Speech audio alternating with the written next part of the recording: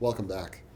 So, this is the second in a series of two vignettes whose ambition is to work out the outcome of thinking about the two-state promoter gene expression problem using the chemical master equation. This one is probably going to be rather technical, and my real vote is that you draw inspiration from what I do, and then maybe take a few little snippets away, but primarily see if you can do this for yourself. So that's my real vote.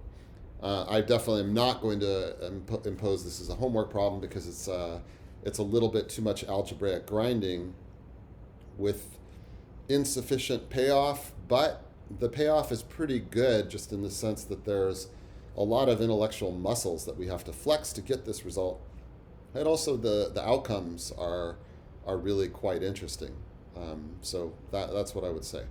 So what we're going to do in this particular vignette is I have a very specific goal.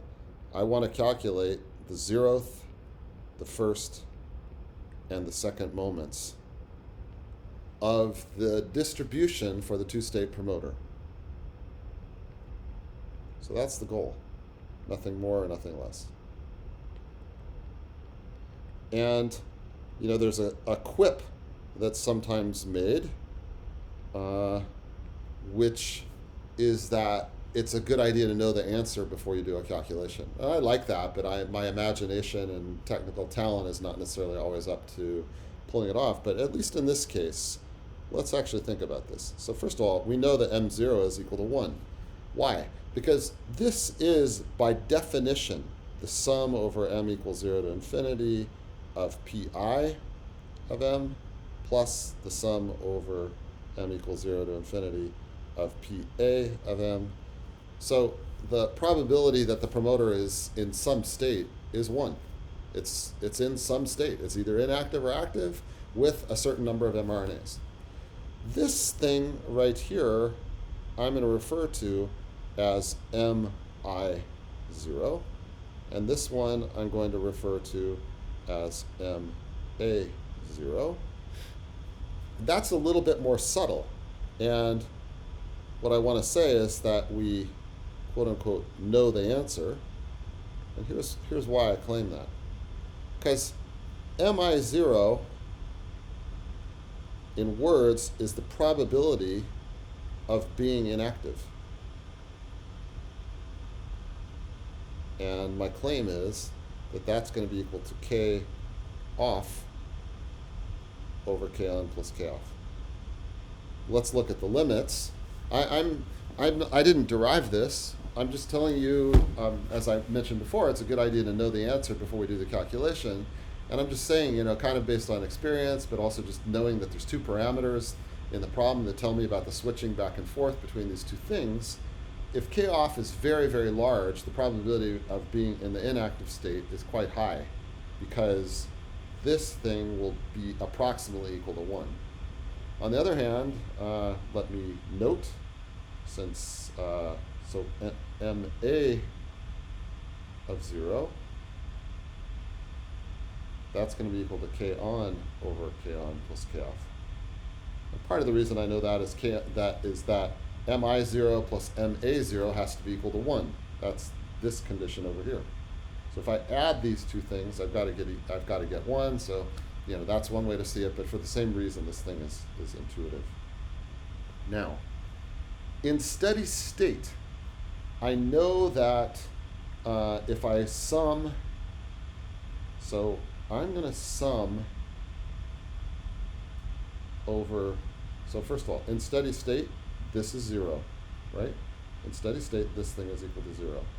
And so now my proposal is that we sum over all m equals 0 to infinity the right-hand side of this thing. And that's got to be equal to 0. So we've got a condition, which is that when I sum over all these guys over all m, I've got to get 0. And that's basically what I'm undertaking right here. So there are 4 terms, and I've labeled them 1, 2, 3, 4. Each one of them comes out of the original master equation. So, just go back and look. 1, 2, 3, 4. And so what I'm going to do is I'm going to sum over all of them. And to do that, I'm going to basically, I'm just going to notice things. So I notice that, for example, this one is k off, and then sum over PA of M. But that's equal to k off and MA0, etc. So the second one, I can do that and I get this value.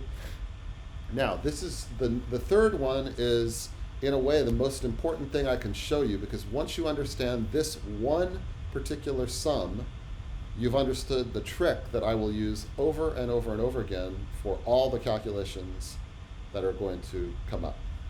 So, what I want you to notice is that we have a sum m equals 0 to infinity of m plus 1 times pi of m plus 1. The index here is not right for us to do the sum. I mean, there's nothing wrong with the expression. It's just that we don't know what this quantity is. So what I propose is we make the substitution that n is equal to m plus 1. This implies that m is n minus 1. But also, if m is 0, then that tells me I start my sum at n equals 1. So that's what I do here. So now I've got gamma, sum n equals 1 to infinity of n pi of n. But I can always start my sum at n equals 0 because the n equals 0 term contributes nothing. And if I do that, then I recognize this as gamma mi0. So, and then finally, number 4 is minus gamma mi0, and that you can see from this. If you do the sum of this thing,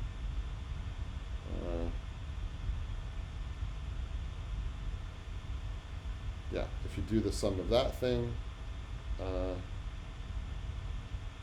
wait a second. What am I? Actually, you know what? I made a mistake here. This is these are mi1s, because those are the first moments in these cases. So if I add up all this stuff, the third and fourth terms cancel. So I'm going to represent that in red. Those two terms cancel. I add the first two terms, that's this one and that one, and what I get is this simple relationship. It tells me that MA0 and MI0 are related through the ratio of the rate constants, and then I exploit the fact that I know that the sum of them is 1, and that gives me exactly what I told you the answer was going to be.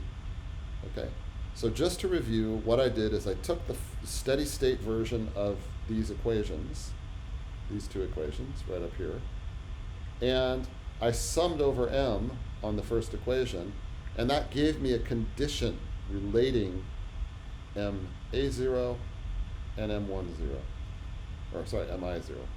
I have a condition relating these two things, and then I used the fact that the sum of those two is equal to 1, and that told me that MI0 is given by this, MA0 is given by that.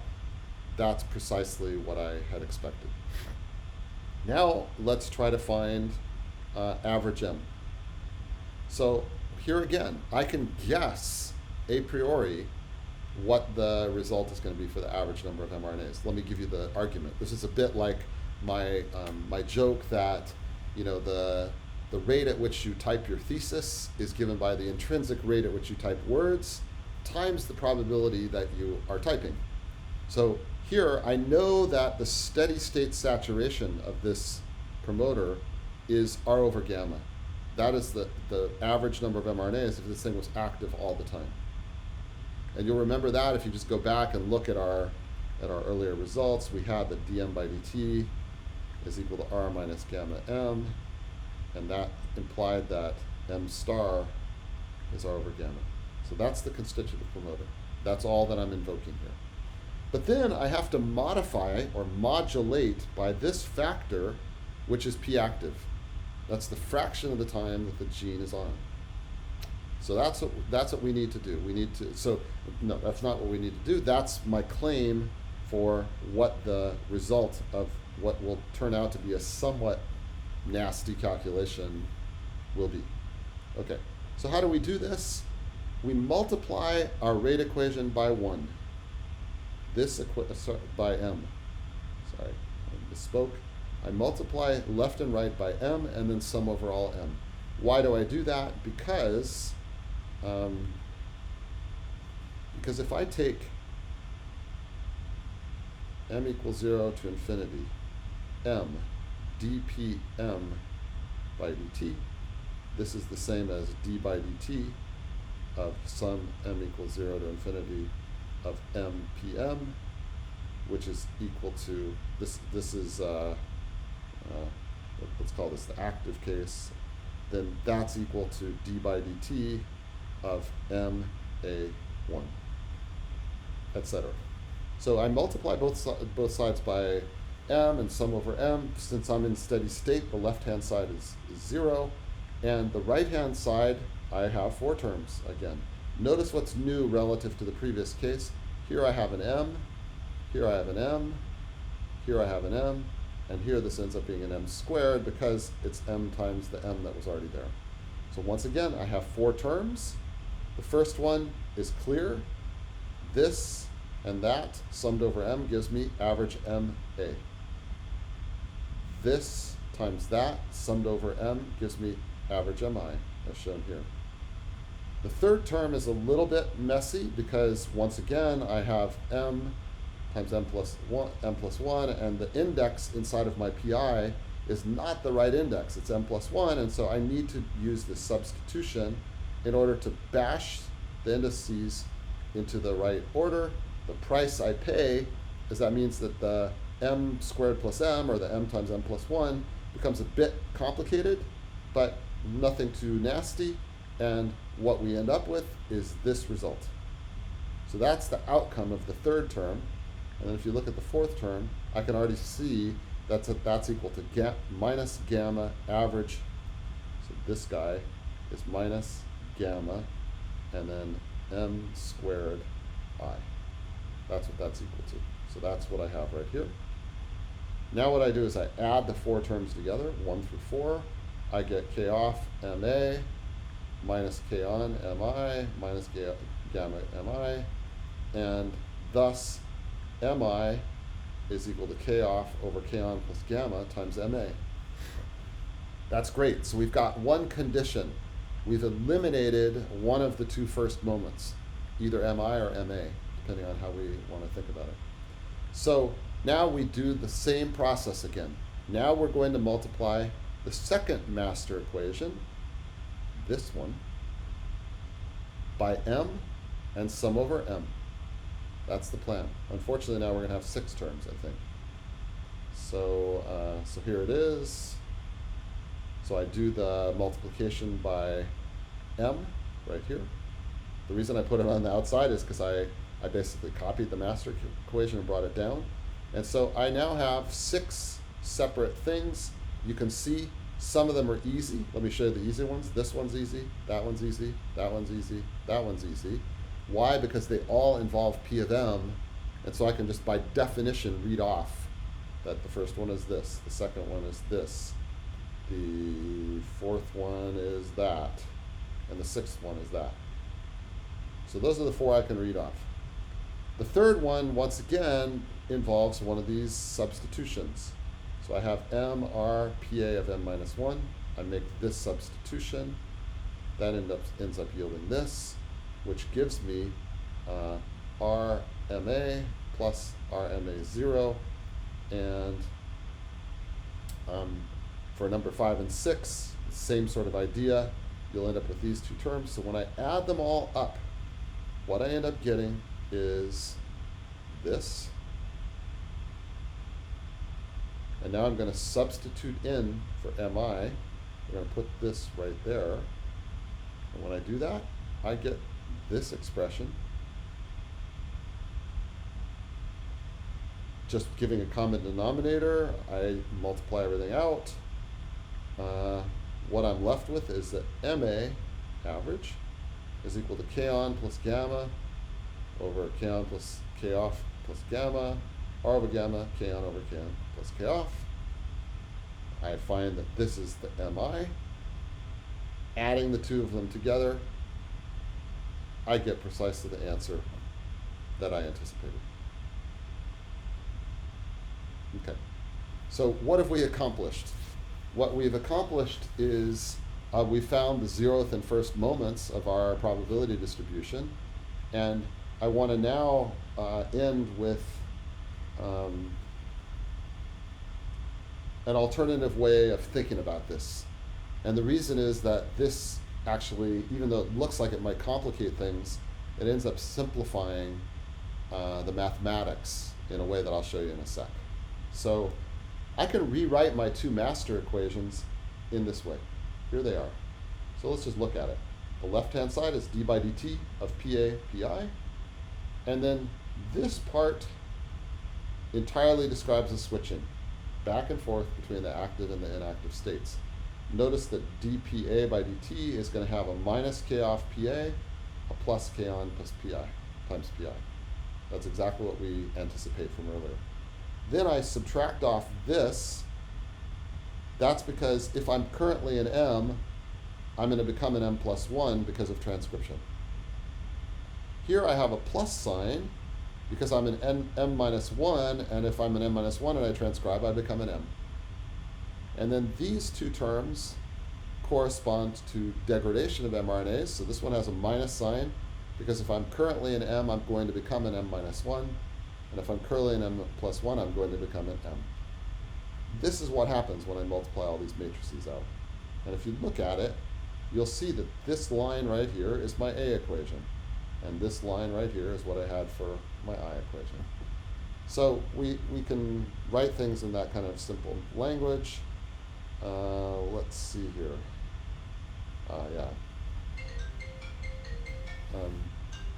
Excuse me, my phone's going to just ring, so you'll have to just bear with me. I'm not going to get it. I'm just going to let it stop. The key thing I want to say is that all of this can be written conveniently as this giant coupled differential equation in matrix form, where these matrices, k minus r minus gamma, etc., are these matrices up here. So this is the matrix that I'm going to refer to as k. This is the matrix I'm going to refer to as r. And this is the matrix that I'm going to refer to as gamma. So that's what those matrices are. So I can rewrite my equation of motion in this way.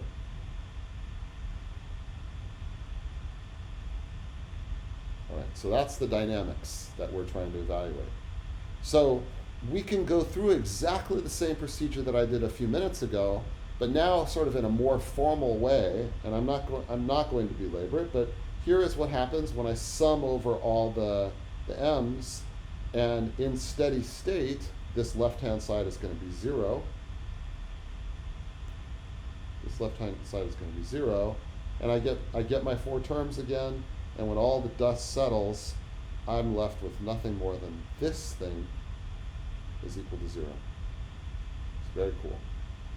I can similarly do the dynamics of the first moment. Here is how we do it. I multiply both sides by m and sum over all m, and what I'm left with is this really nice stuff. I have to evaluate these two guys because of the issue about the sums, and when all the dust settles, here is my equation. This thing has got to be equal to 0 in steady state. Finally, I have an equation for the second moment, which is shown here. It also comes from doing exactly the same game, shown here. Multiply by m squared, sum over m, do it on both sides, and what drops out is this. So I basically have 4 steady state conditions, and they're shown here. This one, the first one, is normalization. And then this is the 0th moment formula, first moment, and 4 is the second moment.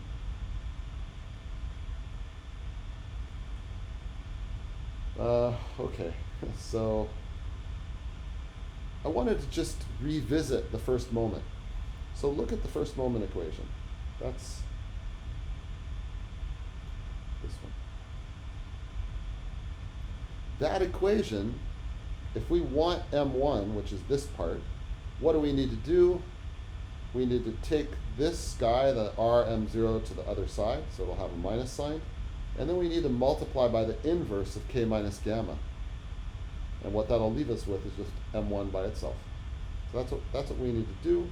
And here is the formal solution, right here. And so, what I did is, just to show you, is I took k and I subtracted gamma. Let's go back up here where I wrote the equations. Here's k, here's gamma. So I took k minus gamma.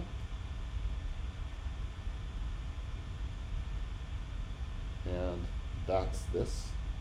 And then I found its inverse. So, k, the way you can think about that is, if you're interested in the inverse, you've got to make sure that if you take the inverse of a matrix times the matrix itself, for a 2 by 2 matrix, that means you better get back the identity. That's all it takes. And it turns out, I copied here for you to look at it, that this will satisfy that condition. So, I found the inverse matrix right here. Here is the inverse of k minus gamma.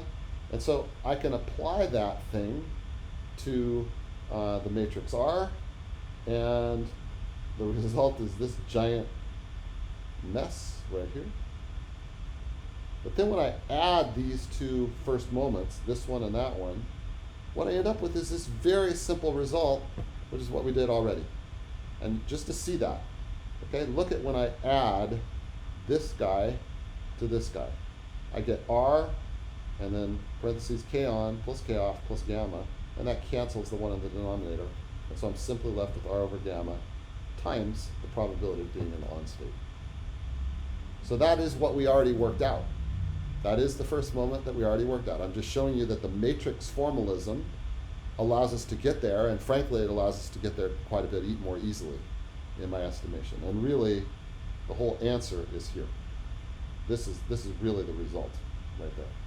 So now what I want to do is I just want to quickly show you that we also have the tools to find the second moment.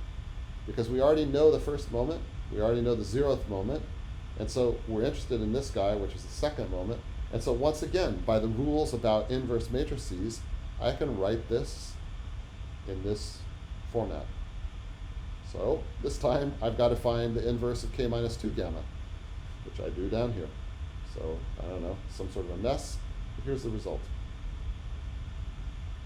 And if I go through all the rigmarole, which I'm not going to do, and I add up all these different pieces, what I get when all the dust settles is this. So this guy is average m squared. It's a really nice result, and from that I can basically deduce the Fano factor, and what I can tell you is that the Fano factor is of the form 1 plus a correction. Remember that the Fano factor for Poisson is 1. So this is kind of a cool format, because here we find for the two-state promoter that the Fano factor is 1 plus a correction due to this two-state behavior. That's basically what comes out of it. And you can see the result right here in equation 7.27. I'm not going to belabor the details of this any further, because I think it's the sort of thing that conceptually you really only truly understand it if you try it out yourself. Hopefully, this might be a bit in the category of knowing about rather than knowing, which we've talked about. Now and then I'm going to have a few things that I'm going to do in that spirit of knowing about as opposed to knowing. And I just wanted to say, that Fano factor that we just worked out is what led to this set of graphs, which ended up, for our purposes, being more or less parameter-free treatment of the constitutive promoter. I think I won't comment on that. So that kind of wraps up what I want to say about gene expression for now, about noise, about chemical master equations in the context of gene expression. And hopefully that gives you at least a flavor of the way the calculations go. Once you go to even more higher level models, the matrix the matrix formalism is still rock solid. It's still the right picture, but the math just continues to get kind of grosser. But at the end of the day, really what's involved is finding the inverse of matrices, and that's not that big of a deal. Something you can do in Mathematica or MATLAB or Python.